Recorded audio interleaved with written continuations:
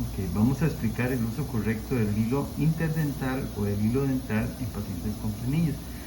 Tenemos el Superfloss, que es una hebra precortada, aquí la vemos, viene cortadita, ok, dispensada, pero el hilo dental común y corriente, lo cortamos. ¿Cuál es la diferencia entre uno y otro? Pues el Superfloss tiene una puntadura como una agujita que permite enhebrar entre diente y diente. El hilo dental no, el hilo dental corriente no. De hecho, cuando se moja con saliva, esto se vuelve muy difícil de manipular. De hecho, aquí tenemos un pacientito, ¿ok? Que si nosotros tratamos de meter el hilo dental de esta manera, aquí sí lo vamos a poder hacer, pero en la boca ya es muy difícil. Entonces, ¿cuál es la idea? No podemos hacer esto en boca porque no pasa, porque el arco